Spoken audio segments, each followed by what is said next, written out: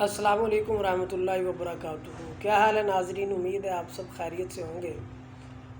Corona ایک عالمی وبا ہے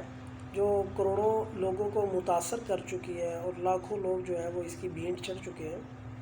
پاکستان بھی اس وقت شدید کرونا کا شکار ہے اور ہر گزرتے دن کے ساتھ اس کے مریضوں میں اور اموات میں اضافہ ہوتا جا رہا ہے۔ اللہ تعالیٰ ہمیں اس وبا سے محفوظ فرمائے اور جلد از جلد ہماری اس سے جان چھوٹے۔ ناظرین، دو تین چیزیں بہت ضروری شیئر کرنے والی ہیں۔ مجھے یہ محسوس ہوا، بلکہ آپ سب کو بھی ہوا ہوگا، کہ کرونا جیسی مہلک وبا اور اس کے بہت برے اثرات اور اس کی بہت سخت پکڑ، یہ سب چیزیں بھی ہمیں اپنی ڈگر سے باز نہیں کر سکیں۔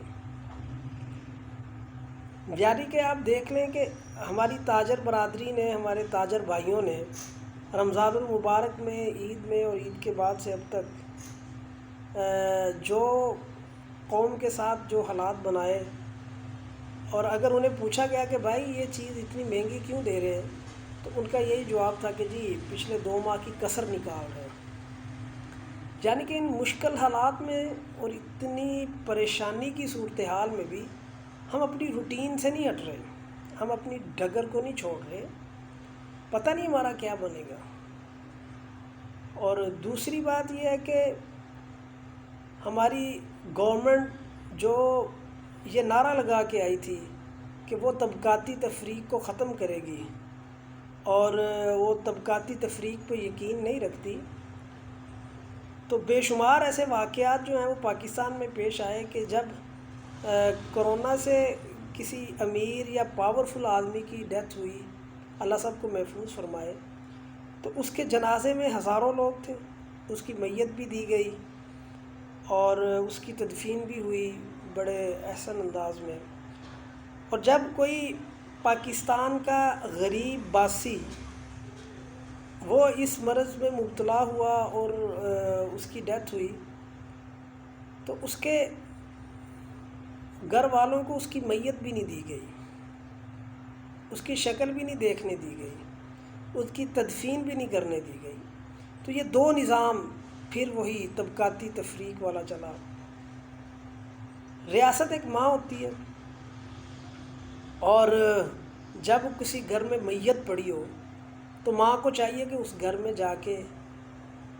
ان گھر والوں پہ دست شفقت رکھے، ان کی اشک شوئی کرے، ان کو دلاسا دے، ان کو حوصلہ دے۔ اس کے بعد بھی، اس کے باوجود کہ وہ اتنی مشکل صورتحال میں تھے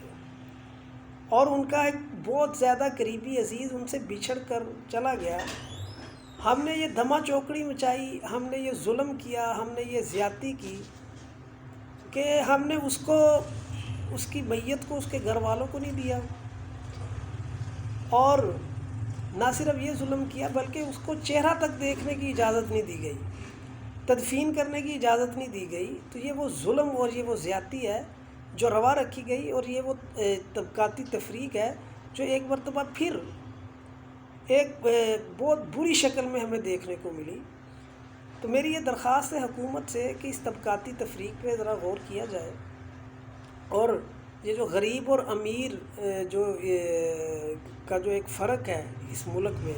قانون جو ان دونوں میں فرق کر رہا ہے، جو قانون والے فرق کر رہے ہیں، یہ ختم ہونا چاہیے۔ اور میری قانون نافذ کرنے والے اداروں میں جو جتنے بھی دوست احباب ہیں ان سے درخواست ہے